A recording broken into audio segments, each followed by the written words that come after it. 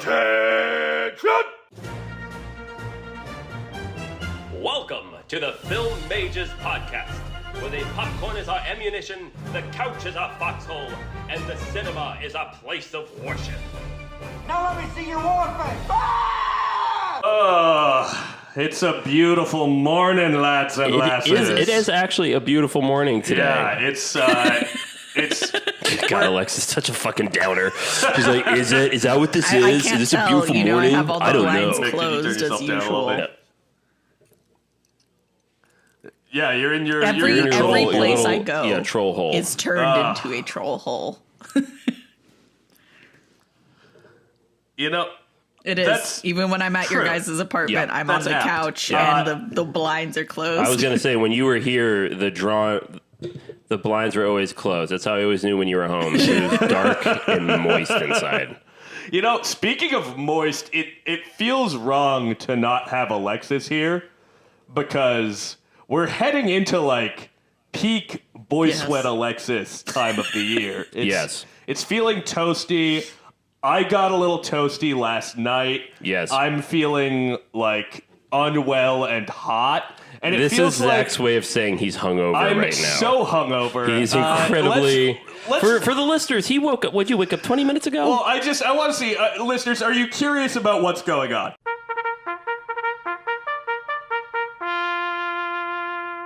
Yeah, there it is. Because You know, I'm I kind about of to- have forgotten the segment. Like every time we come into the podcast, Yeah, I'm just you- like, I know, oh, you we're haven't just done it in talking. months. you haven't Yeah. hopped on it in a little while. You need to be a little, To be fair, I haven't either, but it's always because you do the spiel. I'm like, okay, I'll let him finish, and then I you get do your into it. thing. I Yeah. feel like you've done it more recently than Alexis has. Yes. But yeah, what's going on for me is I got a little toasty last night. I got a little drunk. I watched Mandy, which rules.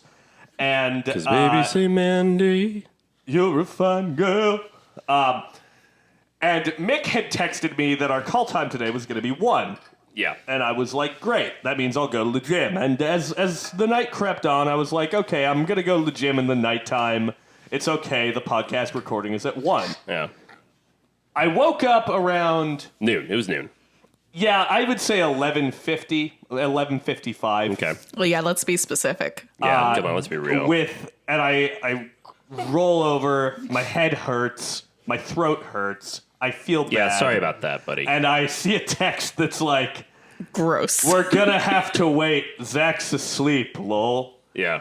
And I was like, what the fuck does that mean? And I realized that Mick, who is very lucky to be working currently during this strike, he's not scabbing, I don't believe. No. I don't believe that this is a shoot that would have been affected by the strike. No, this is, yeah, just so, in case we have any writers listening to this, don't this worry, is guys. This is a car commercial. And we'll post your guys' donation links in the show notes again. Yes. But yeah, Mick's call time got moved, so he was like, "Hey, can we get started a little earlier?" And I was like, yeah, But and God you're bless, rallying. because But- I also woke up, from being a little hungover, but I did in fact wake up at 8:30, read Mick's text, and fucking it lit a fire under my ass, I guess. Alexis, I appreciate you because you watched the movie then, right? And before you started recording this episode. Yeah, Alexis watched the movie Yeah, this morning, which means it's fucking I woke fresh up on as my hell in her sister's mind. couch, drove home, took off my makeup, brushed Nice. my teeth, and literally sat my ass in front of the TV and watched the whole movie. And I was That's done the at like best way to watch 11:15. this film. That's the Yeah. best way to watch this film is with no makeup on. All of this to say that in about 10 minutes, Yeah. a breakfast burrito is going to arrive at our recording studio for Yes. me. And you're going to hear a door open and close, and that's going to be me going to get that breakfast burrito because I need sustenance. That's great. So I'm excited for you. in many ways, I'm gonna be the Alexis of this episode because I am gonna gonna be be eating. eating on You're going to be eating on I know mic. this is This is truly a shocking turn of events. I finished eating before we started recording. Zach's going to be you're sweating. I'm fine. Yeah. Today we were waiting on Zach. This is some sort of a Freaky Friday situation. It is freaky, and it is actually. We're releasing this episode on Friday. Yeah, it's a Freaky Friday. It is. And actually, we're going to be releasing this on my fucking birthday. Yeah, happy birthday, Thank you, man. This has been a great ride. Thank you, y'all. I'm so happy to have this episode air today because this is my all-time That's favorite. so funny. That's so funny. Film. This Well, that's not fucking true. movie It's not you've my been favorite. talking about for fucking months. Yeah. This And is a it's movie gonna I've been come out on trying your to get birthday. This Alexis movie- to watch for a very long time, This and she would movie, never do it. I would until dare she was say, forced to. Dare I say Yeah. this movie was the inspiration for this month? Yes. I think that's a safe. I think that's Yeah. fair to say. Yeah. But yeah, what's been going on for you guys? Have you guys been watching any films? I watched a film. Yeah, I finally watched Ridley Scott's, I think it's 2014. It was. Exodus, Gods and Kings. Which I gotta say, it's beautiful. It's a beautiful movie. The CGI is very good. Huge sprawling shots. If you like historical epics, you're going to find a lot to like about this movie. If you also like history, you're going to find a lot to not like about this movie. I remember when this movie came out, there was controversy around the whitewashing of the casting. I recall that it wasn't helped by some fucking comments from Ridley Scott. Yeah, Ridley Scott. I think he said something like, what was he saying? I'm paraphrasing. It was something like, I can't make a multi-million-dollar Hollywood epic with Muhammad something as the lead that won't get financed. Yeah, that's not a great way to phrase that. Not good. Well, to be fair, I mean, not saying that that's not the most fucked up thing I've ever heard. It's not the most fucked up thing I've ever heard. I've hung out with you for a long time, Alexis. This I mean, that's usually like a studio decision, right? Yeah, no, he's technically right. Yeah. It's just how he said it is bad. Yeah. He was trying to make the argument of the studio wouldn't finance this, and these kinds Which of I'm movies sure he's right. don't get made. That's definitely a moment where we'd be like, isolate that audio. Yes. Yeah. Cut that. Which, by the way, don't isolate that audio from me, because I'm paraphrasing what Ridley Scott was saying. But, do not cancel me. Do not use this podcast to destroy my career. I think if you were to watch Exodus, Gods and Kings, it would be honestly, I mean this genuinely, it would be a good group watch with friends if there's alcohol involved, because I honestly think if you take a shot every time you're flabbergasted with, wait, this actor's in this?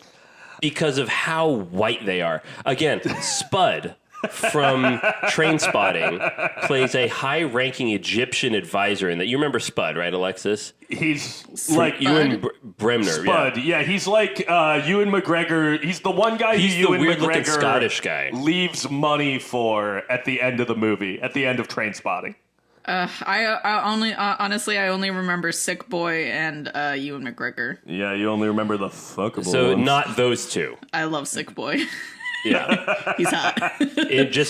Not just in the movie, just Sick Boy in general, whoever that may be. That's more of a title than a specific person. This morning, that's me. Yeah, so she loves you right now. And then Aaron Paul plays Aaron Paul, who you know is Jesse Pinkman from Breaking Bad, plays a Hebrew slave.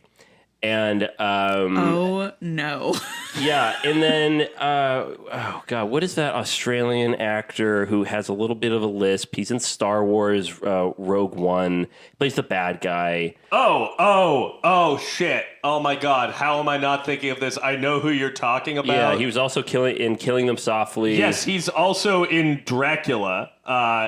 Oh my god. Dracula what? In the Dracula that we watched, he plays the guy who runs the asylum. No. You're thinking of a different guy. Australian actor who's the main villain in Rogue One? Yeah. He's in Dracula. He's just much younger. Are you sure? I'm positive, because I remember being shocked by this. Hold on. This is I'm great looking content. it up, folks. Mick is... This is great content. Just bear with us here. Yeah, you're probably screaming at the podcast. Ben Mendelsohn. Ben Mendelsohn, yes, click on him. I'm almost positive that he's in Dracula. Is he in Dracula Untold? Let's find out, folks. I hope the listeners are screaming. Yeah, they're on at the us right edge now. of their seats. Or is I'm it sure. a different fucking villain guy? There's Yeah. a guy who I was Yeah, he's shocked. not in Dracula Untold, Who the dude. fuck is it? I don't know. Oh my god. That's Oh, yeah, gonna- you're thinking of that British actor. Yes, I am. Yeah, who so you're looks way off kind base. of like him. Not really. So, anyways, He Ben looks Mendelsohn. a little bit like him. Hi, Alexis. I'm gonna talk to you now. So Ben Richard E. Mendelsohn. Grant. Ben Mendelsohn. He was a What is villain in happening? Star Wars. He's in fucking. He is in The Rise of Skywalker. Great. I'm talking about Rogue One. I barely remember that movie. It's actually Oh, I pretty good. literally threw on Rise of Skywalker to fall asleep last night. Rise of Skywalker, terrible movie, but I remember it because it's so Is that bad. the last one? Yeah. I haven't seen that one. Rogue One is. You have seen that one. I did? We watched all 9 of them for Christmas. I don't remember that. No, all I must not have. 9 of them. I remember watching almost all of them and not watching the last one. No, you did. I You guess watched the last one. That has it. That describes the impact it has. Anyways, going back to Exodus, Ben Mendelsohn is in it. He's very white. It's just there are so many white. Sigourney Weaver is in this, and they don't even. And I gotta say Alexis something. is frozen and giving a thumbs down. Yeah, I'm gonna say something, and this might be one of those things where it's like, ooh, isolate that audio, but I actually mean this genuinely. But they did brownface better in the old days because in this movie. Isolate that audio! In this Sir, movie, it's like as the it's just- resident brownish person, what you'd the probably fuck? agree with me. I'm not saying it's good. I'm saying that it was like just bad makeup. Like I'm saying the practical application of brown makeup to the actors in this looked bad. So your issue with this film is the brown face technique. wasn't convincing me Yeah, enough. the brown face Yeah. technique was poor. That's not my main critique. My critique is the it casting. seems like maybe people are out of practice for a reason. Yes. No, I think that's a good point. There's probably a reason that they're not good at it. Is because you don't do it anymore. So anyways, the casting actually made the movie more enjoyable because of how hilarious it is. It's Wow.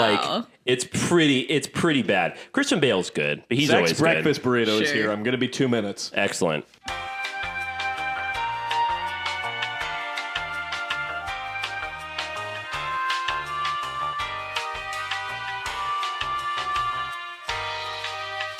And we're back, folks. Zack's breakfast burrito is here. He's here. Oh. He's here. Wow, that's a reference to my Wow. short film. Yes. So yes, Exodus, Gods and Kings. You could probably skip it. I've been wanting to see it for a long time, just because I really liked the trailer when it first dropped. But yeah, it's pretty disappointing. That's too bad. Yeah. Alexis, have you seen anything? Big news. Huge. Big news. I went out of my way to not post about this on Letterboxd so that I could save Whoa. it for the podcast for you guys. Ooh. Dun dun dun dun dun dun dun dun. I watched Mission one? Impossible for the first movie for the first time a few days ago with my sister. What did you think? Let me recite to you a situation that happened while me and my sister were watching this movie. We were sitting on the couch. Jax, my nephew, who's 7, was like on the other couch, and he was like, "What are you guys doing?" And we were like halfway through the movie at this point. And I was like, "Oh, we're watching a movie." And my sister's immediate reaction was, "Yeah, some bootleg movie." What? Bootleg? You watched the bootleg version? No, she's like bootleg, that the movie itself was bootleg. Whoa! Wait, I'm confused. So using bootleg as As a pejorative? like, what does that mean? Like it's cheap? Like not a good movie? Well, the special effects leave a little to be desired. Well, at the end, I kind of agree with the helicopter. I mean, yeah, it's not brilliant. the- It's At good- At it's- some point, for the someone most part, like it's pretty busts good. through, like water busts through a wall, and I think somebody jumps after it, but I don't even know. It was. Oh, we're talking about the fish tank? Because that's real. That's real water being detonated by Tom Cruise, who's almost drowning in that shot. Yeah. The practicals are not quite doing it for me. Really? Wow. Yeah. Well, Alexis, if I can say one thing, they will improve. Yeah. That's the through line of like reviews that I the read music about especially gets better in the second movie. things. Oh yeah, you want to hear someone just That's like the biggest my lie notes on ever. this? Jesus Christ, Zach, you're disgusting. Fuck. They're so schmutzy. Like the beginning of this, Schmutzy? everyone's so schmutzy. You know, just like it's, I don't know, it's like very tropey, like how they're acting, like, you know, agents and stuff or whatever. And then I was like, dude, Emilio Estevez really went out like that? That was fucked up. Yeah, no, whole crew gets wasted right at the beginning. Dude, no, but the way that Emilio went out, I was like, Emilio! No, I forgot, man. That's right. Emilio Estevez is in these movies. He gets wiped down the elevator, right? Yeah, and like he threw classic the elevator eye. wipeout. And that was These movies go hard, man. Yeah, I was like, goddamn. Anyways, and then at some point there was that lady who was like the girl who was wearing red, and I was like, me and Natalie were like arguing about this. I was like, isn't she supposed to be blending in? Who wears red when you're supposed to be blending in? I was like, this woman could step into a room and I'd be like, picture. OMG, who is that hot ass woman in the red suit? I've never seen her before. This is a Brian De Palma picture for sure. I also feel like that's like a spy movie thing in general. Yeah. Like, everybody's wearing cream and beige and black, and then she pops in with a red suit, and I was like, okay. Well, I feel like we talked about this during our Tinker Tailor Soldier Spy episode. That's a movie where I feel like spies look more or less like spies because they blend in. They look like fucking bland ass men. Yeah. As opposed to the hottest people on the planet. These angles so crazy? There's like so many touch angles. I was like, what's happening? Dutch. I wrote down one quote from the movie, which was, I knew it would tempt him since I'd tasted the goods. And I was like, yeah, disgusting. Oh yeah, that's a horrible thing for John Voight to say to you. Yeah, that's I love how that's the line that resonates with Alexa. I mean, it makes sense. Yeah. I could see that. Well, the line that really resonated with me was not spoken in the movie. It was when my sister said, yeah, some bootleg movie. That shit fucking wrecked me. I laughed so hard. Man. Ooh. But we both kind of came to the conclusion that she was like, now I know why I didn't see this movie in the 90s. And I was like, that tracks. Wow. See, I quite enjoy I like the De Palma Mission Impossible. Alexis, here's a question. Are you going to continue to explore the series? Of course she is. I feel like I have to, has to. Yeah, that's correct. Since the 7 is coming out. But I really want to just skip to Ghost Protocol, but I guess No. Trust me, there's some fun to be had between there and Ghost Protocol. There's so many hours of my life having to just watch people do things. I guess. Yeah. I don't know. But don't you like spy espionage genre, right? I do. I'm trying to think of what spy movies in particular I'm that much of a fan of. What are some good spy movies? Mission Impossible. I was gonna say, you got James Bond. Some of the Bonds. You got Man from Uncle. I don't watch those movies either. Yeah, Man from Uncle is quite good. Haven't seen that. Do you not like spy movies? I actually think that I'm a heist person and not a spy movie person. Well, then, again, hang in there with the movies. Hang in there, Alexis. Because they're heist spy movies. All of them, I feel like basically all of them have a pretty intricate heist. Yeah. I mean, even the first one had a heist, really. Yeah, the heist. Me and my sister did agree. We liked part of the story, the guy from Leon the Professional. Yes, that's right. Jean, what's his name? Jean? I can't remember. Sure.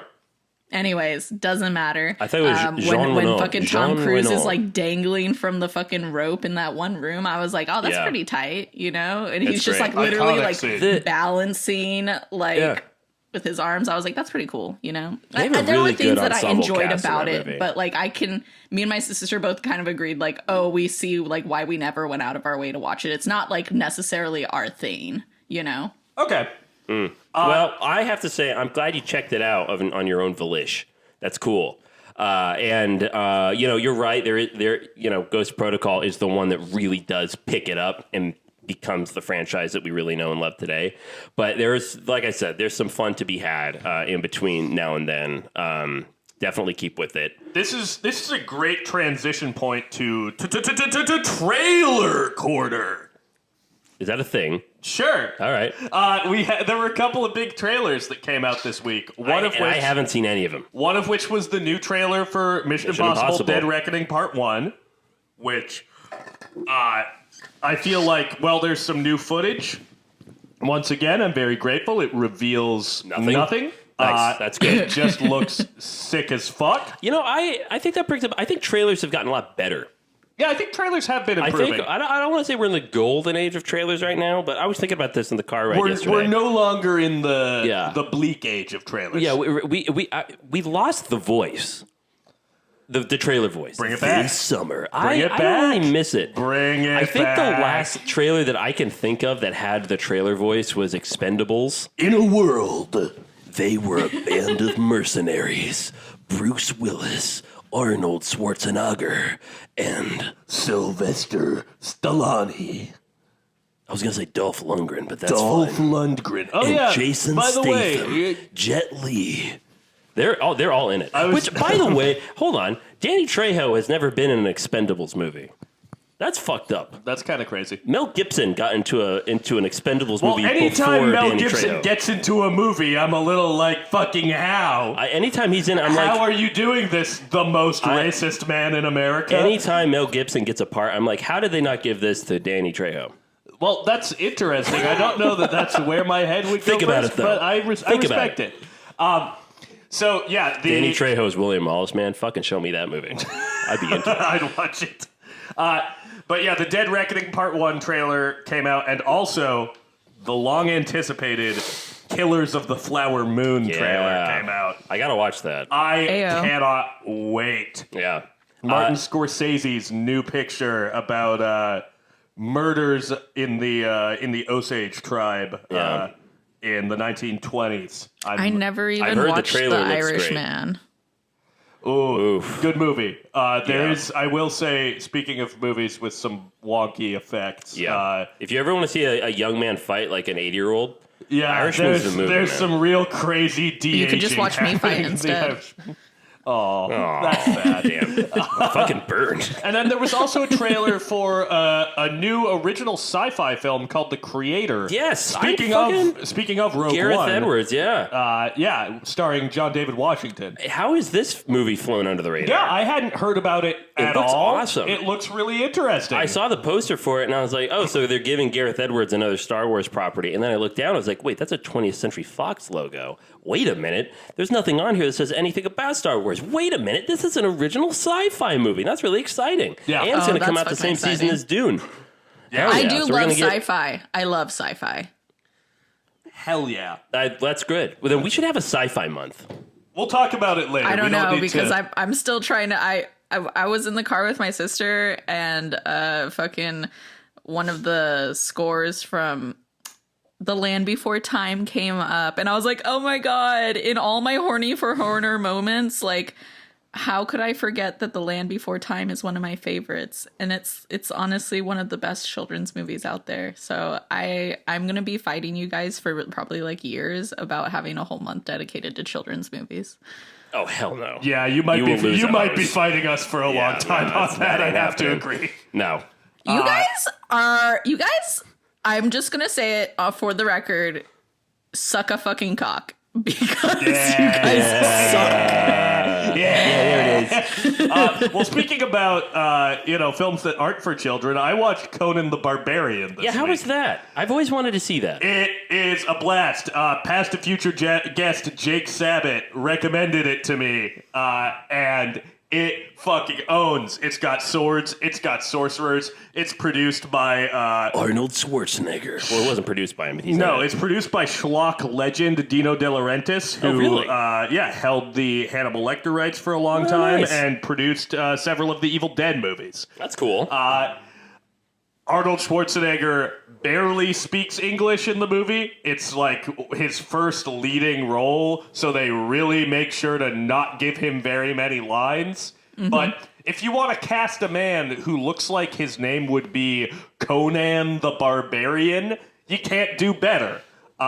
It's got a giant snake. It's got James Earl Jones with a white man's hair, which is Interesting. crazy to see. Wow. And I had... That's what Anakin really looks like. Yeah, I had a hell of a good time. So, yeah, if you're looking for just like a fun, breezy fantasy adventure movie and you've seen a lot of the, like... Not that Conan isn't well-known, but a lot of the, like, more well-known ones, I would highly recommend that you watch Conan the Barbarian. It's like an R-rated D&D campaign, and I had a great time. Nice. Fuck yeah. Crush your enemies, see them driven before you, and hear the lamentations of their women. Nice. That was great. Yeah. Wow, I can't believe we actually had Arnold Schwarzenegger on as a guest. I really Great. enjoyed While he's being not Conan. fixing potholes in L.A., he's on our show. I love the show. I do not like this Tarantino man, though. He's quite inappropriate. Boy, can you imagine those two working together? I can't imagine Arnold Schwarzenegger I doing wouldn't do it. He has a foot Tarantino fetish. dialogue. It makes Arnold disgusted. Is there anything else that we've seen lately? I rewatched Good, the Bad, the Ugly. I don't want to talk about it that much. I still haven't seen it. It's so good. Yeah, that movie is I so love that incredibly movie. good. Angel Eyes, fucking hell. What a rat bastard, but he's so cool. He's one of my favorite villains. He's just so... I also love how in the beginning of the movie, he kills the father, and right before he does it, the guy's like, how much is he paying you to murder me? He's like, hey, $300. And then he pulls out all of his finances, like $800 worth of gold coins, puts it down, is like, just don't kill me or my family. And he's like, every job I take, I see it through to the end. Kills him.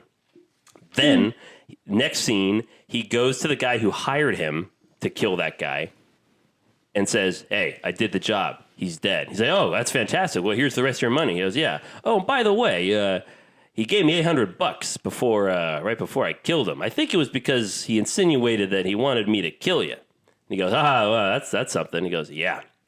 As you know, anytime I take a job, I see it through to the end. And then kills that guy. And it's so badass. Okay, I gotta watch this movie. It's so good. Angel watch it. Eyes, he's an awful, deplorable person, but he's so cool.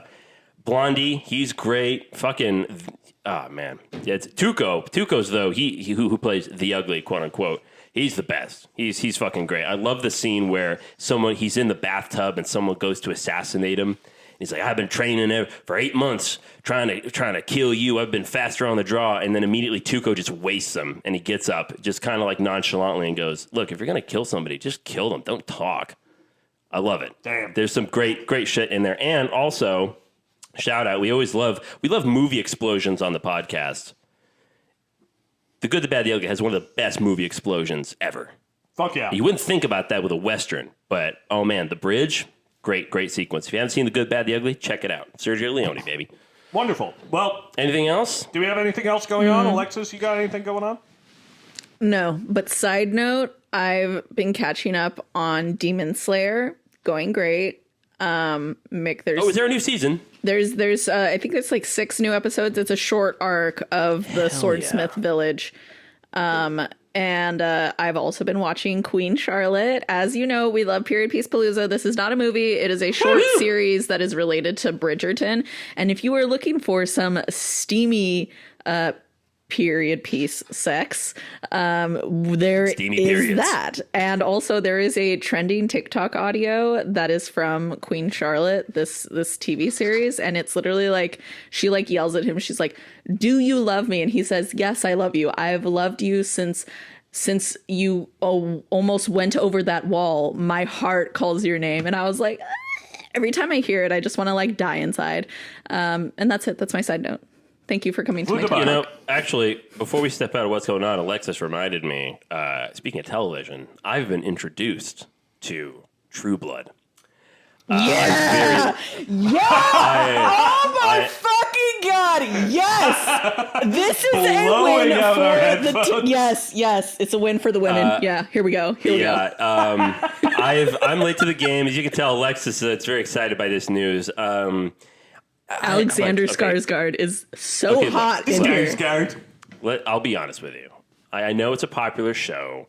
I know everyone fucking loses their mind over it. But to be honest, I think it's pretty fucking good. The first season is a little, I don't know. You know, I've read everyone's like, you got to get through the first season. Yeah, and then yeah. it really picks up. And I'm really that guy does. right now I'm in episode 9, and I'm like, man, this show's really fucking good. Third season? I'm already really enjoying it. I think it's the third season is when you get like a bunch of like Alexander. There's like this whole like arc that's all about like Alexander Skarsgård's character, fucking Eric.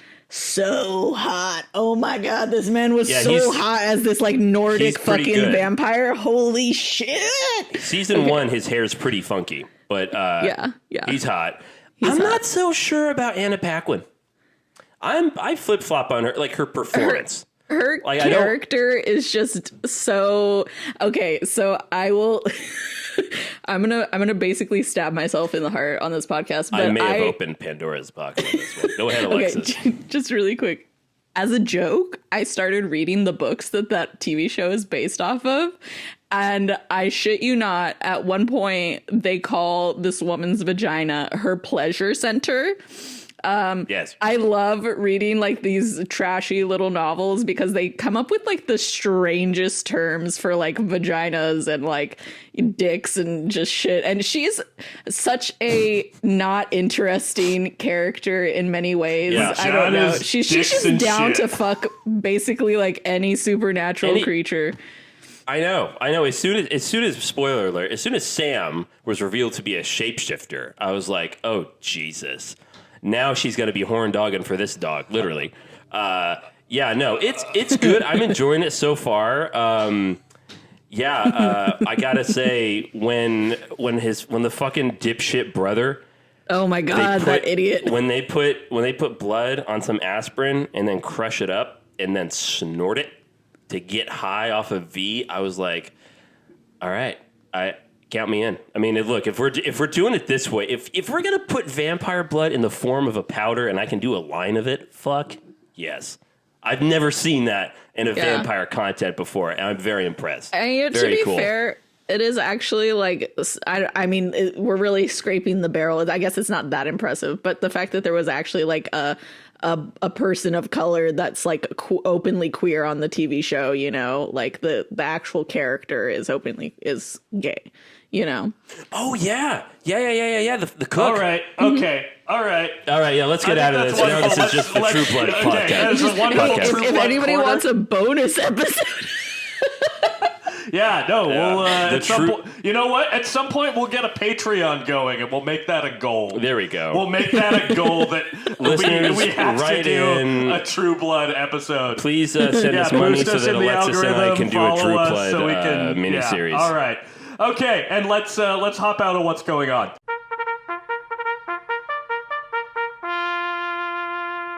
And we're back. Folks, how are you doing? Hope you guys are doing good. I hope you've all had something to eat. I myself am halfway through my burrito, and it is not good. I ordered a bad one. It smells weird. It's fucking bumming me out. I don't think I'm going to eat any more of it. It stinks in here. Yeah, I've been eating it. I'm sorry. Exclusively of funky burrito. Yeah, exclusively for like fuel. It's not an enjoyable experience. Yeah. But yeah, so we're out of what's going on, and we're into our last big topic of. Oh hold on, my God! What month are? What I hate month? to say it makes me sad, man.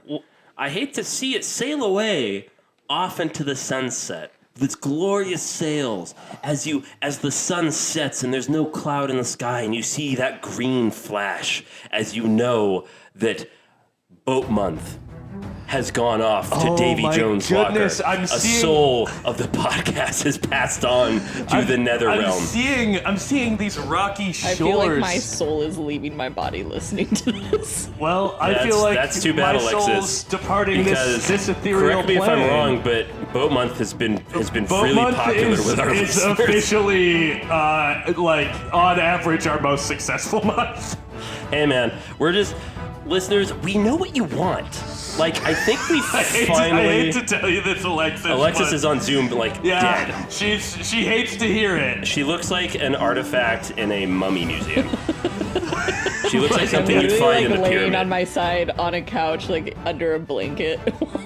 Yeah, she's looking like Straight out of she's the pyramids looking of like Giza. she's looking like tiny Alexis. Yeah. She's looking like she needs to be wrapped looks up, sickly. quivering Honestly, by the fire. kill me off if this month doesn't come to a close. It's well- literally the last episode. That's what we're talking about. Yeah. Wait, hold on. Alexis, have you not enjoyed Boat Month? Be honest. And honestly, be honest. Okay, the movies that we've watched, I have. What did we watch? We watched Jaws. We watched Pirates of the Caribbean. We What was watched the other one? Titanic. Titanic. Yeah, I mean, honestly, great picks, great movies. So I have a feeling. I think it's just all the anecdotes about the sea. It's just the can't maritime- stand them. It's the general hoardy nautical energy. It's the. Yeah, I think that's what it is. It's the maritime energy that we bring that she doesn't I can enjoy. empathize with because you're that. from Fresno. You're not a big ocean-going seabird, are you? No, I literally was talking to somebody about how like, the smell of sunscreen reminds me of the public pool. And they were like, it doesn't remind you of the beach? And I was like, LOL, I lived like 3 hours from the beach growing up. So no, sunscreen reminds me of the chlorine and the smell of the public pool. I didn't live on the coast, but I feel like I went to the coast a good amount because the town I lived in was less than an hour drive from the Oregon coast. Yeah, and I grew up on the Oregon coast. I come from a town called Walport, and it's literally a beach town, and its main... Yeah, port's in the name. It's a port, Walt Port. Our I went to the economy beach was every logging year. It's just... and fishing. So I think that's why Boat Month just resonates with me so much, is because every day I would look out onto the horizon. Well...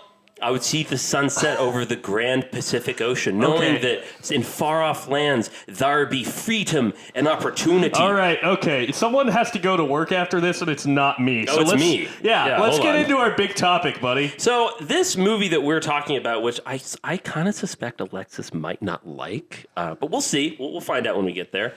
It conjures up feelings of warmth and gooiness and camaraderie and brotherhood, and perhaps something a little bit more. We're going to talk about our favorite movies that have bromance in it, our bromantic movies. Movies that have men being men together in perhaps not such toxic masculinity, but the type of masculinity that we like to cuddle up to and call our best friend. So, Alexis and Zack and our listeners, what are some movies that have bromances in them that we personally like? I don't know why I'm talking like this. Anyways, what are some bromance Top Gun. movies? What is it? Good pick. Top Gun. Oh, Top Gun. Yeah. Which one? Yeah, which bromance? The first one. Good answer. Better but question, one? which bromance? Because there's one that's sort of a, There's a wholesome one. Time-honored, wholesome And then there's a romance. toxic one. I'm definitely thinking of the wholesome one between Maverick and Goose. Yeah. But I mean, Maverick loved a good obviously goosing. I watch it, like I think of the bromance that way, but I watch the movie for Iceman and Maverick. yeah. Yeah, no, that's the toxic one that I think is the spicier one. When Val Kilmer does that, like when they're face to face, is it in the bar or the locker room? No, where it's he in the does locker room. where he does that bite thing. Like Yeah, that. he bites at him. Oh, Kind of hot. Yeah. Shiver me timbers. It be pilot Finger season. me timbers. Yeah, that is the bromance with a more of a fucking sexual charge to it. Yeah, for sure. Yeah. So Super bad. Super bad. You That's a took good one. it. Alexis you took is it just, from me. She's just rattling it That's what off. I was about to say. Because I remember how you always talked about that end scene between the two of them. So she did it on purpose. Yeah. That's her saying, yeah, Zach, I knew you were going to say that. So I decided to dunk on you. Wow. Yeah, no, that scene where I they're- listened to you, Zach. That should tell you I listened to you. Aww. Oh, Yeah, it's a compliment. That's nice. Now I can't be mad. Yeah. No, tell us about the scene though. What the warms scene, your heart? Yeah, Zach. What warms the cockles of your heart? Well, I hate the word cockles, but I love the word cockles. I'm sure you do. No, the scene that warms the... Today's film major word Just is don't let me cockles. finish that! Fuck! The scene that warms the cockles of me heart Ah, there it be. is There it be. the scene Ahoy. between Seth and Evan after they've had like their crazy night out where they're lying around at Seth's house and they're talking about how they're going to miss each other at college and they're like, I love you, man. I don't even feel weird about saying that. Like, I love you. And I want to shout it from the rooftops. And it's so beautiful. It's such a beautiful, sweet expression of male friendship.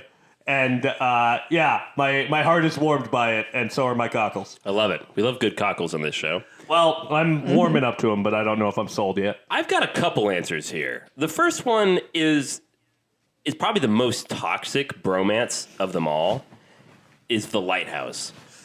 I'm not counting that as a bromance. I just when they're hopping did you around say? The lighthouse. when they're hopping Oh around my the God. table drunk singing together and they're embracing And they almost kiss. and they almost kiss and then you have them bickering like a couple when he's like, you're fond of me, lobster, say it, you're fond of me, lobster, I've seen it.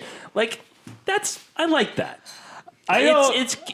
know if And there's then- Something enough. very strange here. And then there's the real, actually a very sweet scene. I don't think we talk about it enough, which is when Robert Pattinson is like, "Bok, dog," and he's on. Willem Dafoe is on all fours, and it's a bromance. It's not like you are not like talking a about like camaraderie. a It's more like a toxic- dom submissive thing. I am not counting this as a bromance. There needs to Okay, be well, warmth. I got some other There answers. needs to be warmth and friendship Okay, for a warmth. bromance. Okay, you want to talk warmth and friendship? You want to talk warmth and friendship? Well, I'll give you it. I'll give you it in the form of the Lord of the Rings trilogy. Yeah. Frodo and Sam. And That's you fair. know what? Also, Yeah. to a lesser extent, but still very hot, Aragorn and Boromir. Yeah, Aragorn Because and Boromir. Aragorn- What about Merry and Pippin? Marion, ooh, that's a great one. I love that one. Can you be in a bromance with your cousin? Yes. All well, right. in the Yeah. South. All right.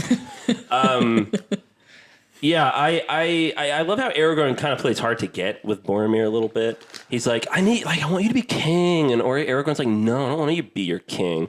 And then he's like, come on, you're my king.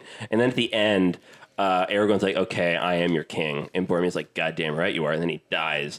And then Aragorn kisses him on the forehead and is like crying. Like, I always cry at that. You do always cry. Like when Boromir, his last words are Yas King, it's like, well, that's what he's thinking though.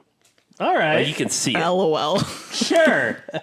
Is that not your reading of the film? One I want to bring Yas King, Boromir. up. One I want to bring up is I Love You, Man, which is I don't know if I've seen that. that's a movie that I feel like you could rattle off like a lot of Judd Apatow movies. Oh, yeah, Another yeah, one yeah. is The Night Before, which is one Right. that's like particularly important to me and my group of friends.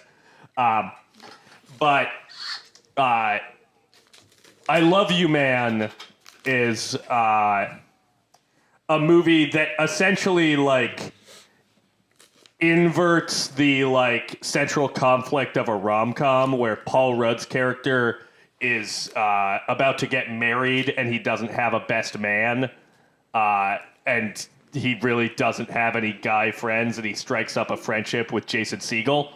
Oh wait, I do remember this movie. This Yeah. is where they go to that open house and Yes. someone farts. Yeah, love that. Love that scene. She loves that scene. It's I mean She's like, I that identify with that. is a great scene. It's a great scene. I do. But yeah, it's a movie that's all about the like trials and tribulations and forming of a bromance. That's great. Yeah, very sweet. I'll have to check it out. Yeah, you should. I think another movie that I should check out for the 100th time is Sherlock Holmes. Yeah. Because, I mean, I'm not going to get too into it. We talk about it all the time. But Sherlock Holmes, the Guy Ritchie movies with Robert Downey Jr., Jude Law, that is... I think that is the best example of a bromance. Because they're bros, and it's arguably a romance. Like Yeah, they have Robert the Downey Jr. relationship dynamics of a couple. yeah, like he's actually bummed out and jealous that Watson's getting married. Like it's canon, you know. the whole jealousy thing, and they share outfits, and they argue about Gladstone the dog. Like, that's my dog. Like, it's our dog. Like the dog. It's just so great. Their chemistry too is wonderful. In fact, actually, I want to amend a statement I made in the last episode where I talk about how Pirates of the Caribbean is right up there with Mask of Zorro and Indiana Jones in terms of adventure movies. I should have shouted out Sherlock Holmes with that. It's a mystery, murder mystery, but it's still an adventure film nonetheless. Yeah. And I got to chalk it up there with that. It's super fun. Bromances are good. Also, 21 Jump Street, we got to shout those out. Those are really great. Yep. Those are really especially 22 Jump Street, where they talk about the meat cue. The meat cue, where the Q-tip falls into his the meat sandwich, cute, yeah. And then they bonk heads, and it's one of the cutest, most adorable that's interactions. a Wyatt Russell. Yeah, and then it's the stupidest interaction you've ever seen, and then they pan over to Jonah Hill looking at it like he's jealous of it, like God damn it, like I want my own meet cue. Yeah, with Channing Tatum. So listeners, what are some of your favorite bromance motion pictures? Write in. Comment on the episode. Yeah, The Odd Couple. Give That's us another engagement. All right. Mick, why are we talking about it? We are talking about bromances because I think there's a king of bromance movies, at least in regards to the best dad movie that has bromance in it. And I'll put Top Gun, the original Top Gun, up there as like a close second, because that's also a dad film. But I think out of all of the dad movies that has the best bromance in it, it is the one, the only, Master and Commander, The Far Side of the World. Director Peter Weir from 2003. I'll read the little blurb here. So Master and Commander, The Far Side of the World, if you have not seen this movie yet, it is about... In 1805, aboard the HMS Surprise, the brash captain Jack Aubrey, played by Russell Crowe, and his trusted friend, the ship's scholarly surgeon, Stephen Mutrin, Paul Bettany, are ordered to hunt down and capture a powerful French vessel off the South American coast. Though Napoleon is winning the war and the men and their crew face an onslaught of obstacles, including their own internal battles, Lucky Jack is determined that nothing will stop the Surprise from completing its mission, which is to capture, sink, burn, or take a prize, the Acheron. A 44-gun ship with double the souls, almost double the guns, by the way. This is where I'm going to get into my thing immediately. So I watched this movie with Mick. I was about to roll it on, what was that, Thursday night? Or Friday night. And I was here with Mick, and I was like, hey, I might roll Master and Commander. Do you want to watch it with me? And he was like, I only watched it last night, so yes. Yeah. And as I was watching it, I was sitting next to Mick, and he turns to me and he's like, hey, did you know that the Acheron, it has 44 guns compared to the Surprise's 28 guns? I mean, that's almost double the men on this vessel. And he keeps kind of dropping historical and boat facts at various points in the movie. And I just suddenly had the experience of what it will be like to someday be Mick's son. Yes. I felt as though I was transported 20 years into the future. I very much felt I was a young boy, confused and a little troubled by why my father is so excited talking about this long boat movie, and really just thrilled at the opportunity to drop some fucking boat facts that it feels like he's been holding for a really long time. It's like holding in a sneeze. Yeah. And I got to finally release with the watching of this, because I told Zach, okay, so Jaws is about a shark. It's a boat movie about sharks. And a monster movie. Titanic is a boat movie about love, romance, arguably first love. Pirates of the Caribbean is a boat movie about adventure and ghost pirates. And freedom. And freedom and fortune. Master and Commander is a boat movie about boats. It doesn't aspire to more than that, and it's so good at it. It's a boat movie about sailing and navigating the high seas. It's and giving it's just that Harry Styles quote. It's really a movie. The great thing I love about this movie is that it's a movie. Yes. It's a real go to the theater type it is film. absolutely. You would not want to watch this on an airplane. No, you You'd might want to watch it on a a cruise. boat. Yeah. You watch it on a cruise, you'd have a good time. No, I have such a good time with this movie because it captures a type of masculinity that's so not toxic.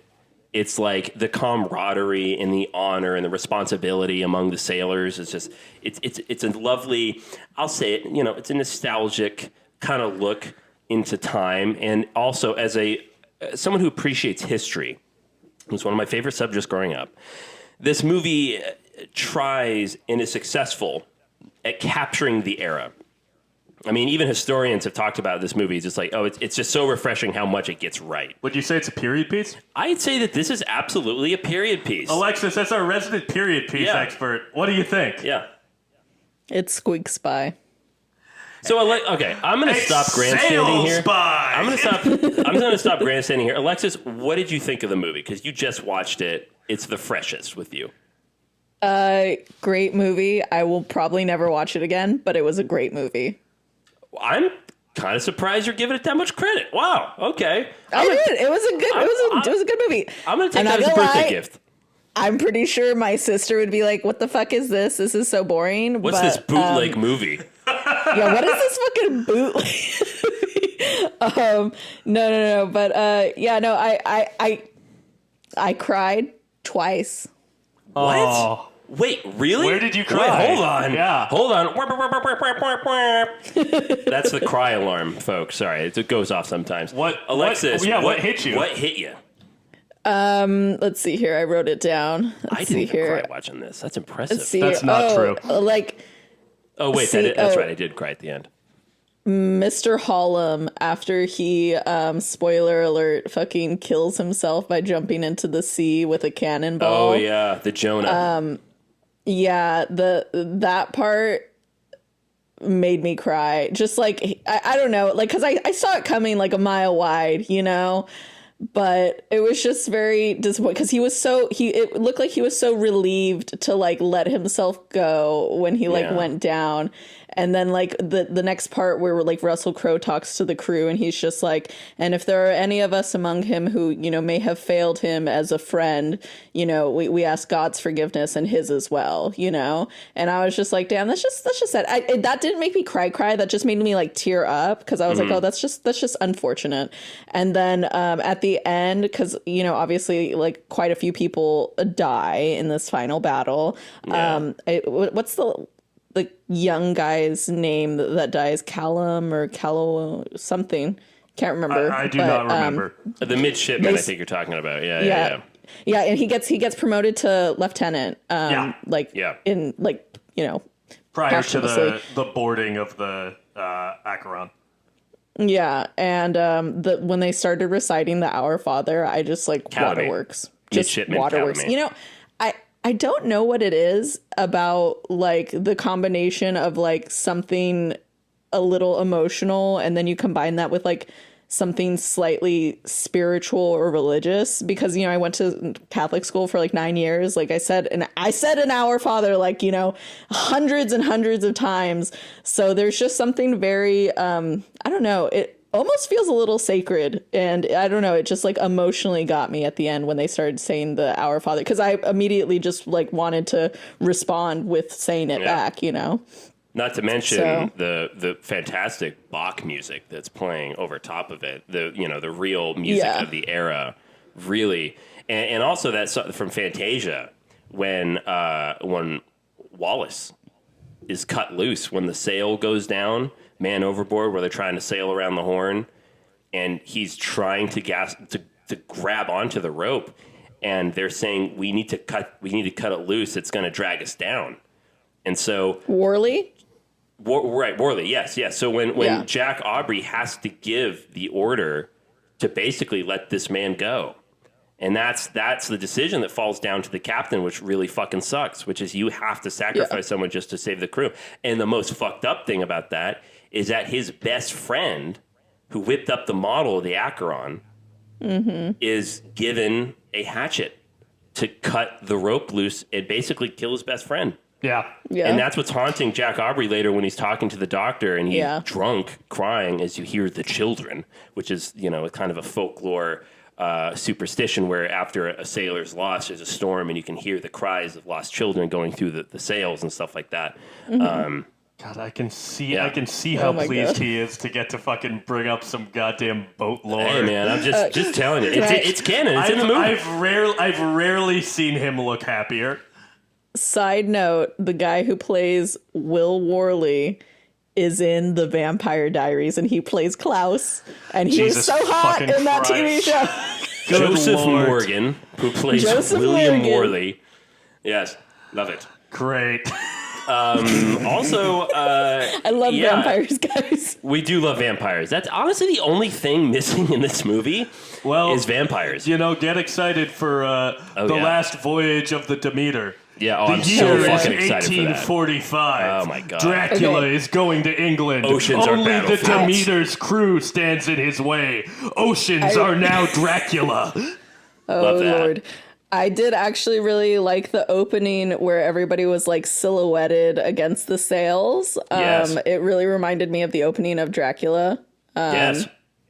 Yeah, I don't know. I thought it was cool. Also, it's crazy how many young people are working on this ship. Like, I guess I didn't realize how young people are on the ship. That's accurate. Yeah. So you had the midshipments, which I think you had to be 12 years old or older to be a midshipman. And then I forget the other title. There's another type of sailor in here, and they're 8 years old.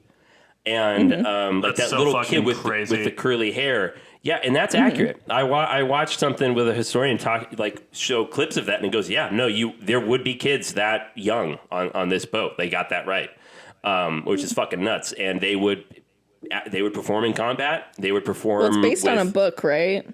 Yes, it's based on a book series by Brian. Oh, I forget the name of the author. Patrick O'Brien. Yes, he wrote the book series, and Master and Commander is one of the books. And one of the other books is The Far Side of the World. So they mushed them together. That's what I'd like. One thing I'd like to get into. My only real flaw with this movie is that I think the title is clunky as hell. I think that unlike Pirates of the Caribbean, The Curse of the Black Pearl, which has, like, as you were saying in our last episode, this kind of like theme parky kind of franchisey feel, which feels appropriate for that movie. I feel like Master and Commander: The Far Side of the World kind of has a similar thing because of how like wordy and like how it has essentially like a subtitle. I don't like it. I think the movie should be called Hold Fast. I disagree. I think that kicks ass as a title. Well, first of all, they say it too much in the movie. They say hold fast too much in the movie. It would be just like, they keep saying the name of the movie. And also, hold fast, it sounds more like an action film. It's always great when you say the title of a movie. Yeah, I but love not that. multiple times. I love it in Lord of the Rings where they're Yes, like, here it I'm so happy that it's finally the Lord of the Rings, The Return of the King. Yes. That's my favorite line from that movie. So originally it was called Master and Commander: Far Side of the World because first of all, they want you to know that these are the two books. For those of you who are Patrick O'Brien fans, for all five of you, I was going to say there are dozens of us, dozens. I think my compromise is that you could call it Master and Commander. Yes, I agree. I think that's a good title. But the reasoning behind it, 20th Century Fox had every intention of making this a franchise. This was supposed to be movie one of like 2 or 3, but it performed so. It didn't bomb. It just didn't take off the way they wanted it to. So they never got greenlit for a sequel. But they had every intention of it. And you know how I know this? Because when the movie got picked up, I forget the name of the guy. He's currently working for Sony Pictures, but he was the CEO of 20th Century Fox at the time. He had been sitting on the script. It was an adaptation of Patrick O'Brien's because he was a big fan of the book series. He wanted to make this into a movie. And he said it took him becoming CEO of 20th Century Fox in order for him to finally get that done. So it was actually his idea to make it into a movie, and he enlisted Peter Weir. he got Peter Weir on board. It's not a director first. This was a studio first, then find the director. Which is interesting to me because the other Peter Weir movie that I really love is The Truman Show. Right. Which also features a lengthy section where a boat has to, traverse the high seas and some sort of a nautical storm. So I find it interesting that, like, to me it seemed like that was something Peter Weir was interested in. He was really into it because as soon as he got the script for it, he immediately jumped onto it and then went to a boating festival in New England. God, I can see the jealousy in your eyes. But this is where I'm going with this. So at this festival, he saw this huge tall ship called the HMS Rose. And he found out that it was owned privately and was for sale. So he contacts 20th Century Fox and goes, hey, guys, so there's this boat called the HMS Rose that's actually for sale. And I think it would be perfect to play the HMS Surprise in the movie. Would you consider buying it? And just it would be perfect to play the HMS Surprise. Yeah. Is it alive? It's a boat. It's a vessel. So yeah, you need a hero boat to carry your movie. No, I just think it's a really funny way to talk about it. So much to Peter Weir's... You got offended just now. I did. Let the boat speak for itself, buddy boy. Not sentient. So it is a rather impressive ship. He literally, I saw him get mad. I don't know why I'm saying it. Anyways, so here's the story. So much to Peter Weir's surprise, 20th Century Fox actually put down a deposit and bought the boat. So they believed in this so much, they didn't rent a boat. We have all worked in the industry how they rent props. They bought a zoo. They bought it. Yes, they bought a ship. And they sail it down to the Panama Canal. It goes through the Panama Canal. It sails all the way up to the California coast in the Baja where they have the Titanic tank. They built a replica. They had it there on a giant gimbal. Weta Workshop made a miniature scale model. It was the first thing that Richard Taylor did. He's the mastermind behind all of the miniatures from Lord of the Rings. His first job after Lord of the Rings was Master and Commander, making the miniature of the HMS Surprise. So during the storm sequence with the wide shots, that's all the miniature going through water and stuff like that, which is super cool. Daddy, why are you gesturing so much? So basically... The proof is in the pudding that they believed in this movie so much that they actually bought this ship, but they ended up not doing anything with it, so now they just loaned it out to other productions that need it because it ended up playing a boat in Pirates of the Caribbean, the fourth one that's not very good. Oh, Stranger Tides. Stranger Tides, yeah. Well, that's fascinating, Mick. Yes, I thought so. There's one person who didn't like Master and Commander, The Far Side of the World. Who would not like this movie? No, I love this movie. It rules. It's Twitter user Ian McNabb, who yes, in 2020 tweeted out, lots of folk complaining about lack of sleep during the pandemic. Yeah. May I recommend Master and Commander, starring the usually captivating, attention-grabbing Russell Crowe. I've never made it past the 10-minute mark. You're welcome. And thanks, Russell, at Russell Crowe. Now, the thing about adding someone on Twitter is they get a notification about that. Yeah. And Russell Crowe clearly did. Yep. Because he retweeted this. Yep. With the response. That's the problem with kids these days. No focus. Peter Weir's film is brilliant. An exacting, detail-oriented, epic tale of fidelity to empire and service, regardless of the cost. Incredible cinematography by Russell Boyd, and a majestic soundtrack. Definitely an adult's movie. Well, I can do without the servitude or whatever that bullshit he waxed on Poetic about, but everything else, yes, I agree with Russell Crowe. So that's why this is our first NC-17 yeah, this episode. Is why this is you have to be an adult. If you wonder why we movie. have been harping on how this is a film for adults, yes, that's why Russell Crowe from the man himself put a fucking point on that. Yeah, I don't want to recommend being on Twitter because it's a nightmare website and it's owned by a fucking rat bastard who I hope drowns in the ocean. But if you're He's on talking Twitter, about Elon Musk, for those of you yeah, who don't Elon know. Musk, I hope. Guys, Why do you say guys? I'm just sitting here, Alexis, and I didn't say it. tone What, I'm him culpable? down. Oh my god. What am I supposed to do? But if you're on I don't Twitter, know. We're gonna be like blacklisted out No, here. it's- Jesus. by who? Elon? Oh no. I don't know. I don't Oh, know. no. I don't know. Yeah, but come I to feel, my house, I feel bad Elon. about saying Fucking- people should.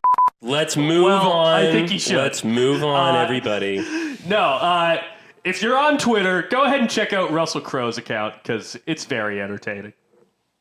And with Great. that, You know- I would like to talk about Russell Crowe's performance because it's very good. I watched Gladiator a few days ago, and So damn good movie. It's one of my. I fucking love that movie. Damn good movie. Owns. That's a good love Ridley that movie. Scott epic. Love But that here's the movie. thing, Alexis, do you love that movie? I really love that I movie. love that movie.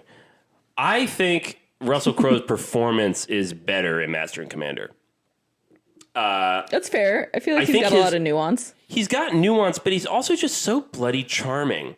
Like, Yeah. out of all of the characters in movies, whether it's sci-fi or historical or whatever, it doesn't really matter, even if it's a cop movie, he's probably one of my favorite captains. Like, Jack Aubrey, what I love about... First of all, he's a character where clearly everyone on the ship believes in him. Everybody. Lucky they call Jack. him Lucky Jack. They sing songs about the bastard, right? Mm-hmm. He plays the role like I believe why these people follow him. And that's impressive.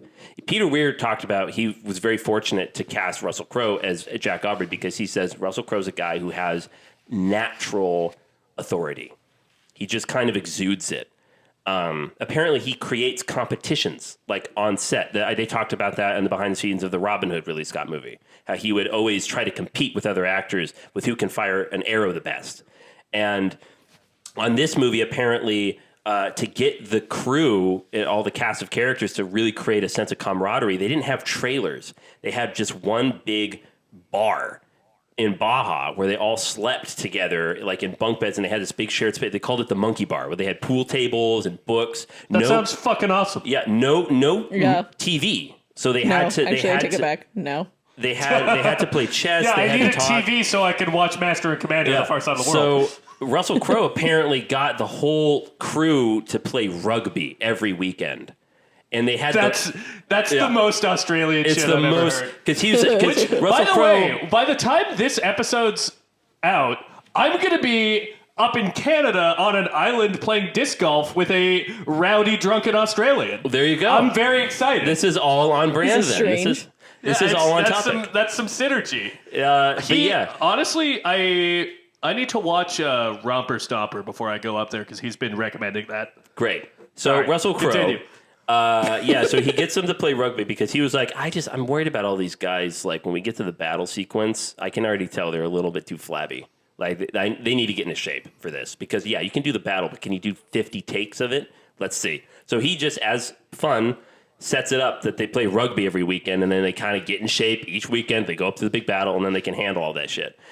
However, out of everything that Russell Crowe has done in his career, he maintains to this day that the hardest thing he's ever had to do was learn to play the violin for Master and Commander. And again, I believe that. yeah, they told him, like, you don't need to do it. And let's give credit where credit's due. Paul Bettany also learned to play the cello. So Yeah, that's what they were doing I all love the Paul time. Bettany, by the way, He's guys. great. Love He's Paul Bettany. fantastic. He's in arguably this the movie. best part of this movie. And I'm He's gushing my about favorite Russell character. Crowe. Okay, fuck it. Let's talk about Yeah, that. please, because- Alexis, get right into it. Yeah. Actually, sorry. I mean, I love. I mean, like he's a doctor. He's a scientist. The most tense part of the movie for me was when he performed surgery on himself. Yes. Goes so great hard. Scene. Yeah, Great scene. that was actually like. There's not a lot going on. It's literally just like three men standing around a man who's like reclined back and he's looking And they don't into a even show mirror it. of his own stomach, Yeah. Yeah. And it is actually like very viscerally tense. It's all you know? sold by close-up reaction shots of actors. Yeah. You don't see it. You don't even see blood. You see maybe some blood on the fingertips when they pull the bullet, the bullet out. But Yeah, that's a crazy scene, and also says a little bit something about their friendship, where Jack Aubrey, he's literally holding his belly to apply pressure, and it's the only time you see Jack Aubrey look remotely squeamish. Yeah, Like he's having to like blink and just kind of like look away because he looks sick. because his bro is hurt. In general, I do love their friendship between Paul Bettany and Russell Crowe's characters. I like recoiled when fucking Jack Aubrey told him, let's see here, fucking, we don't have time for your damned hobbies, sir. I was literally like, ouch, like, damn, and he's you right really, though. like, yeah, whatever. Okay, you know, is he right though? Yes, Because he like is, at 'cause the it's end of the day, it's like, oh, we're gonna set back science 30 years by I know, I fucking was literally, chasing like, this thinking to stupid myself, goddamn like, boat. You There's, guys are like, this forgetting one that it's ship- literally a ship of war, guys. It's a ship of It's not war. their- Napoleon's France and England are gonna fight. France is gonna take over England. England's gonna take over France. That's never happened in history before. I'm just saying that'd be like a modern military vessel where some guy is like, "Hey, let's go explore this island for science," and everyone's gonna look at him like, "What?" Be good. It would, Okay, of but course, it would in be the- good. We live in a better end- world if that happened. In the end, what do we fucking talk about in school more often? We talk Darwin. about the fucking Galapagos Island. Which- okay, Exactly. everybody Wait, Paul- fucking knows that fucking shit. Which Paul Bettany ends up playing Darwin in a later movie in his career. Which love I that. would have to guess that he got that part because of this movie. Wouldn't surprise me. But when Yeah. did Darwin go to the Galapagos? In the 1830s. I looked this up while we were watching Right, the 'cause movie. this movie 'cause I takes was place in how- 1805. Yeah, how far back did we set back science? Yeah, but you yeah. have to. But I know there's all hyperbole here, but you've got to admit it's a ship of war. Jack Aubrey's Oh, no, I absolutely understand. right. No, He's I- absolutely right. And by the way, but also- what a well-delivered line when he says, "We don't have time for your damned hobbies." So he sounds like Anthony Hopkins the way he's shouting. It's great. One thing I want to circle back to really quick Yeah. is just you telling me you telling us the like Russell Crowe rugby story Yeah. that made me realize he's such a because I've always found it a little surprising that he's in The HMS Surprise. Yeah. The Quick and the Dead.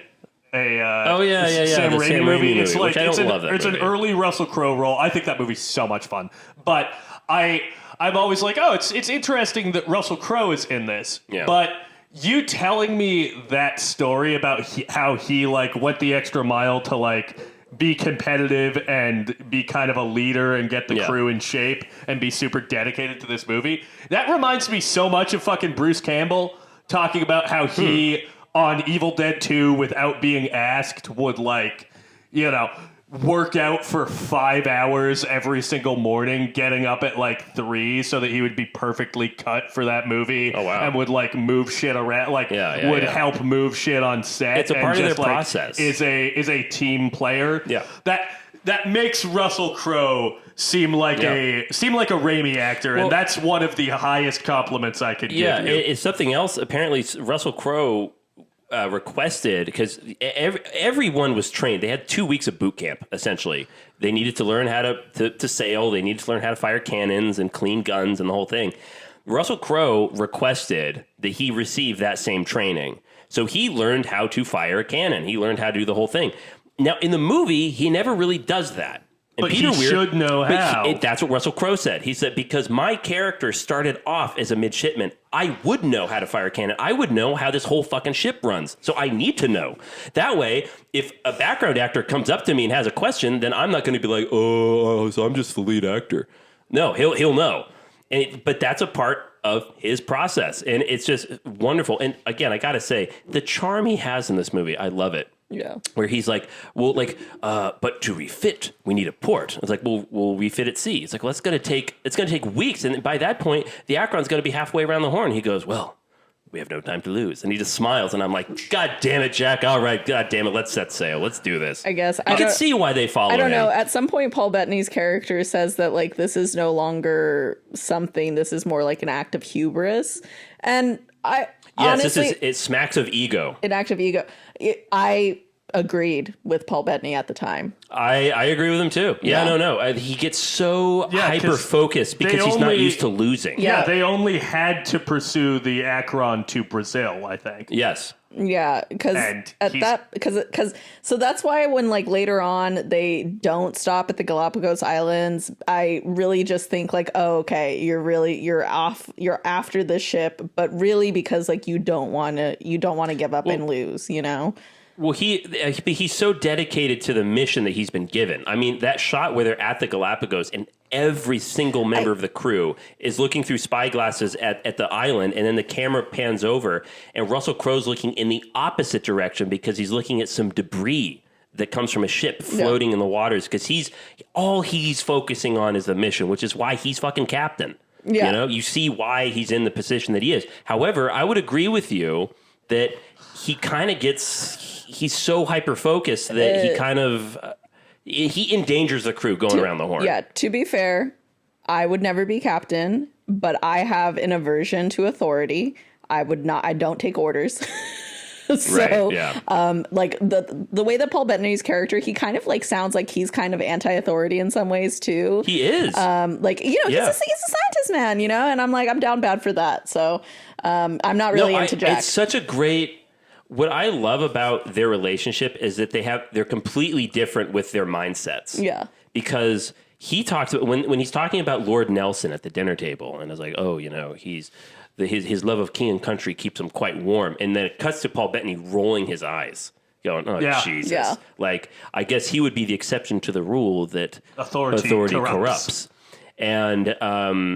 And then basically when they're fighting about having to flog the sailor for not saluting and kind of shoulder checking Hallam, he's like, men must be governed. And Paul Bettany says, you are just spewing the hyperbole that every tyrant in history from Nero to Bonaparte. Yeah. Literally. And then he's like, and then he says, I can't afford a mutiny on this. And then Paul Bettany claps back. This is a doctor telling a captain of a British war vessel saying, you know, I'm actually quite understanding of mutinies. Like they're battling, and that's the thing. They're homies, they're best friends, but they are battling it out with their different viewpoints on life. And it's so cool. Yeah, I don't know. Well, I mean, at the end of the day, Mr. Hallam ended up fucking killing himself because of what was going on anyway. So, like, did fucking flogging him really make a difference? No, not at all. No. Yeah. So, you know, in many ways, Paul Bettany was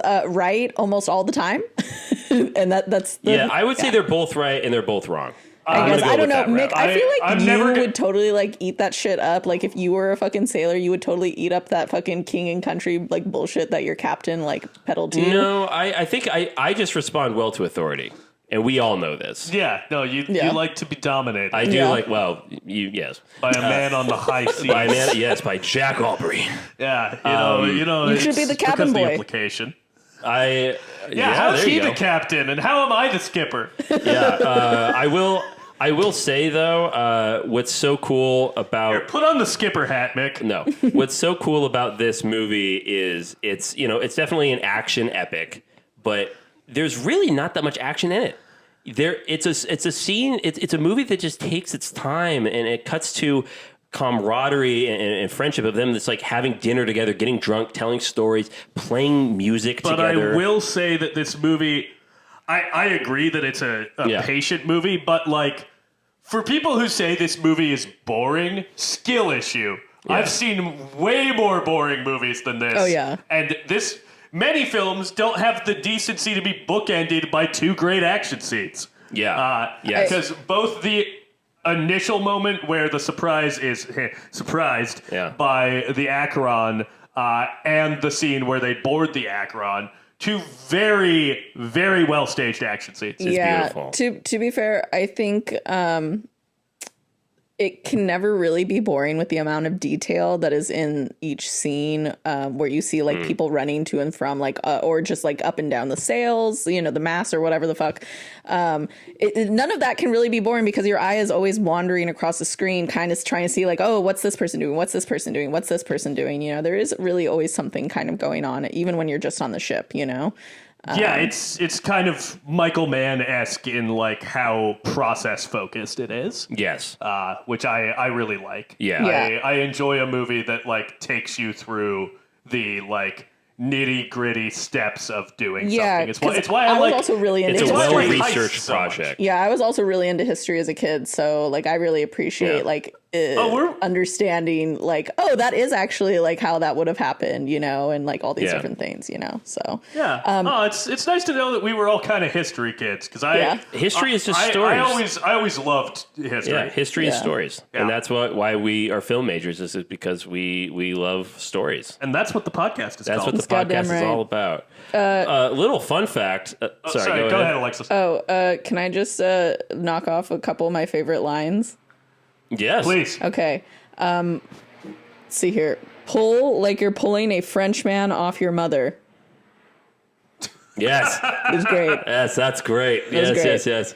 To wives and to sweethearts, may they never meet. May they never meet. I use that line. That to line this day. gets said in Once Upon a Time in Hollywood. By the way, Tarantino recently announced that Rick Dalton passed What's going on? That sucks. Yeah, he died. Rick Dalton just died. Very sad. He was 90 years old, right? Yeah. That's Which really I don't, sad. it's crazy to me that Rick Dalton made it to 90. I'm surprised. But yeah, no, he has that line when he's in like the Western TV show where he's like, "To all our wives and sweethearts, may they never meet." Sorry, please continue. I think that's kind of the other one is one must always choose the lesser of two weevils. Those two weevils. That's a good That's joke. A great That was bit. so much fun. He who would pun would giggled. pick a pocket. Yeah, Yeah, that's really great because it also that plays into their dynamic because that is brought on because Paul Bettany's kind of digging at Jack Aubrey there at the dinner table and kind of undermining his authority in front of his men. Mm-hmm. And so you can kind of see Jack Aubrey, he's a little drunk. He's like, hey, doctor, you see those two weevils right there? That's my Jack Aubrey impression. That's a Which great one of them impression. weevils would you choose as your absolute favorite weasel? Or weevil, not weasel. Is Yeah, this the lesser Cary of two Grant? I weasels. thought that was Cary Grant. That is Cary Grant, yes. That's a lot like him. But yeah, kind no, of doing a Cary Grant in this movie. little fun fact about the Galapagos. This is the first non-documentary movie to ever actually shoot at those islands.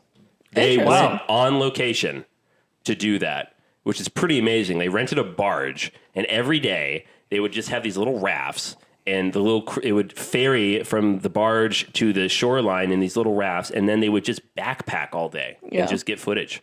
Oh, Pretty so dope. cool. that Yeah. kid that plays Blakely, incredible for Yeah. being such a young actor. The relationship between him and Paul Bettany, it's just so sweet. The moment It where he appears you have the realizes making that of a he's not going to naturalist. get to go to the fucking island, he Yeah. goes and he delivers this little beetle to him to like. In general, this kid just has like a lot of kindness in his heart, or just goodness, I guess. I feel like he brings out the goodness in other characters. Like he's a really good like foil, I guess, for a lot of the men around him. He protected Holland too. No, I think we should give that kid a hand. Yeah. Hilarious. How dare you? Wow. Too soon. Wow. Too soon. You gotta hand it to him. Immediately. That was over 200 years ago. Too soon. Immediately, as soon as I saw that kid get injured, I was like, he's going to get sepsis. Yeah. But not if we got a good doctor on board who's got the bones already. Yeah, that scene is quite something, the amputation scene. Another, you don't see it, but they sell it with the acting. Yeah. Yeah. I really enjoyed the old-timey activity of let's watch a doctor cut a guy's head open. Yes. Yeah. Are those his brains, doctor? No, it's just dry blood. I Those are his brains. Ooh. I don't enjoy the superstition on ships. I think when people start one of the things that immediately always kind of irritates and incenses me is when I hear This characters. is a red flag for Alexis. This is an immediate red flag when somebody starts to quote from the Bible and then they use that to create a superstition or a concept or an idea about somebody else to like other them. Yeah. I'm just like, oh, and things are not going to be good. Nothing Nope. good can come from this. No. Yeah, no. So when Hollum ends up, they call the doctor for him, and the doctor comes out to Jack, and he's like, there's nothing "There's physically nothing wrong physically with him. wrong with him. He believes he's been cursed." And then Jack goes, "Ugh, a crew will abide much, but not a Jonah. And then Paul Bettany goes, "Christ, like, you believe it too." Like immediately Jack Arby knows, like, like it's not that he believes it. He knows that his crew believes it, and that's enough. Yeah. That's enough. If his crew believes it, then it might as well be fucking true. Yeah. Although, I have a question for you, too. After Hollum commits suicide, what happens? The wind picks The up. wind picks up. Oh, after they ask his Yeah, forgiveness, and the wind picks up. Okay, well, that's a good point. It's So not is after it he that dies. It's after they ask for Do you God. think it's Mr. Hollum is like... No, it's a delayed effect. He had to kill himself. So you think he had to die? No, I don't know. I don't of care. course not. No. But if you're thinking of this like symbolically, what really needed to happen was for the crew to fucking realize that they're pieces of shit who fucking drove a man to fucking kill himself. And then that's when they Right. To be finally fair, get he to was fucking British. move on. Right, yeah. Yeah. Yeah, that's interesting. I haven't really thought about it until the last time we watched it, but I was like, yeah, that is interesting. Like, what's the movie saying? Like, are they saying like, no, this guy was a Jonah, or are they saying like, it's because I always read it as complete coincidence. Yeah, because I'm a person of science. So. I like Alexis's take on that. I think that's like I'm like, if you have to thematically infer something works. from that, infer that, but it's just coincidence. Right. I think it's that that British man had to die. Yeah. He was so sweet, though. They were he's all British. so He meant sweet. well. He meant really well. So this He is was so something that happy I when want he to. died. I was so sad. Yeah. This is something that I want to bring up before we get to the end of our episode because I feel like we probably should start wrapping Yeah. up fairly Yeah, soon. I got to go to work soon. I want to talk about our final BPM rankings. Oh, yes. Boats This per is minute. boats per minute in our boat month picks. Because I didn't do the math, but I was thinking about it while watching Master and Commander, and I think that I have come to the conclusion that like both per capita in terms of like how much of the movie boats take up, and like for total minutes, this is how it goes in ascending order. So our film with the least boats is Jaws, because we don't really hop out on a boat until the last like 45, 50 minutes. There's a half of the movie that is not totally on boats. There are boats involved. There are some boat scenes in that, but we don't get to be a fully boat set film until the back half of Jaws.